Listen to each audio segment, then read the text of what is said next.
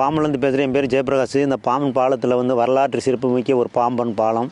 பல லட்சம் பேரை பல பேர் கோடி பேர் இந்த பக்கம் கோயிலில் இருந்து சுற்றுலாவில் வந்து வாழ்கிறவங்க வந்து ஒரு பயனுள்ளது இருந்தது.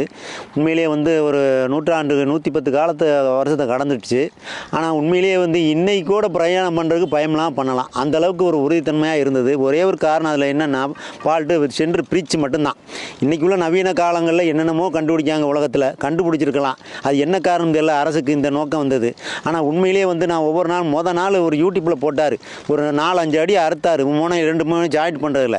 உண்மையிலேயே என்னோட உடம்பாக இருக்கிற மாதிரி தெரிஞ்சு. உண்மையிலே அன்னையிலேருந்து பார்க்கும்போது எனக்கு உண்மையிலே ஒரு 50 வருஷம் அந்த பூமியில் இந்த பாம்பன் தீவில் ராமேஸ்வரத்துக்குள்ளே நான் வாழ்ந்தவன். பல நேரம் இந்த ட்ரெயினில் போயிருக்கேன். காற்று மலைகளெல்லாம் ட்ரெயினை நிப்பாட்டிடுவாங்க. இந்த சென்ட்ரல் பிரிட்ஜ் வழியாக தான் நடந்து வந்து ராமேஸ்வரத்துலேருந்து வந்தவங்க மண்டபம் போய் பஸ்ஸுக்கு போவோம், மண்டபத்துலேருந்து வந்து வீடு குடும்பத்துக்கு வருவோம். அவ்வளோ அளவுக்கு இருந்தது.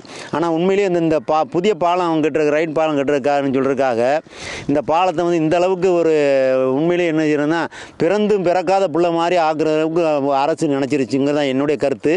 ஆனால் உண்மையிலேயே இன்றைக்கி கூட வந்து இந்த புதிய பாலத்தில் ஒரு உறுதித்தன்மையில் இதுவரை போக முடியல. பயம் அந்த உறுதித்தன்மை நிலைநிறுத்தப்படலை மக்கள் சொல்கிறாங்க. ஆனால் இன்றைக்கி 100 காலத்தை கடந்த பாம்பன் பாலம் வந்து இன்றைக்கி கூட போகலாம். இன்றைக்கி 50 ட்ரெயின் காரேஜ் கூட கொடுத்து கூட போகலாம்.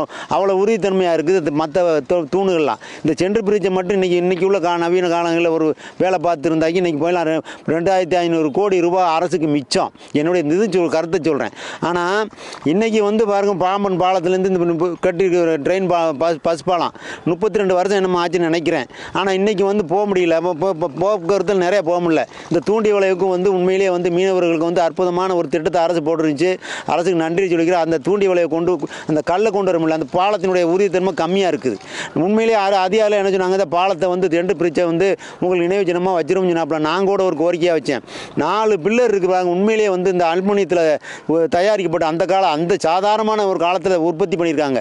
இன்றைக்கி போனால் தூணை பார்த்து ஆச்சரியப்படும். எப்படி தான் செஞ்சாங்கன்னு தெரியல. பல டன் இருக்கும் ஒவ்வொரு தூணும். அந்த தூண்லேயே வச்சு ஒரு ரூம் மாதிரி கட்டி இந்த அற்புதமான ஒரு அருங்காட்சியகம் மாதிரி வைக்கணும். நான்லாம் ஒரு கோரிக்கையோடு வச்சுருந்தேன். உண்மையிலேயே வந்து ஒவ்வொரு நாளும் ஒவ்வொரு தூணும் இந்த பகுதியில் உள்ளவங்கலாம் உங்களுடைய நம்ம உடம்பை வந்து வெட்டி போட்டு நம்ம துண்டுதராக வெட்டி போட்ட மாதிரி இருக்குது. உதாரணம் சொல்லணும்னா, எங்களுக்கு ஒரு வேளாங்கண்ணி மாதம் செலவு வச்சுருப்போம். 30 வருஷம் ஆனாக்கி அதனுடைய தன்மை குறைஞ்சிரும், சிலது உடஞ்சிரும்.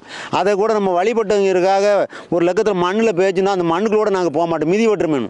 இப்போ அதே மாதிரி அறுத்து அங்கே போட்டிருக்காப்புல.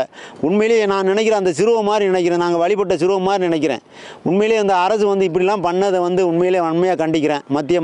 மத்திய அரசை இதை வந்து வேறு திட்டமாக பண்ணிக்கங்க, வேறு ஏதாவது ஒரு திட்டமாக பண்ணி இப்போ மக்கள் இந்த பகுதி பாம்பனில் உள்ள மக்களுக்கு இந்த இவர் இறந்தார், அப்துல் கலாம் இறந்தார். இந்த 1000 பேர் வந்து பார்க்குறாங்க ஒரு இறந்ததை சமாதியை. இப்போ அதே மாதிரி இந்த சென்று பிரித்த ஒரு லகத்தில் பாம்பனில் ரயில்வே பக்கத்தில் இடம் இருக்குது, வச்சுருக்கலாம்.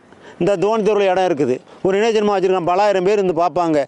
இந்தியாவிலேயே கடலில் கட்டப்பட்ட பாலம். இந்தியாவுக்கு ஒரு பெருமை இல்லையா? இந்த தீவுக்கு மட்டும் பெருமை கிடையாது, இந்த இந்தியாவுக்கு ஒரு பெருமையான ஒரு பாலம். இதை இப்படிலாம் பண்ணது வந்து உண்மையாக வந்து வருத்தமாக இருக்குது.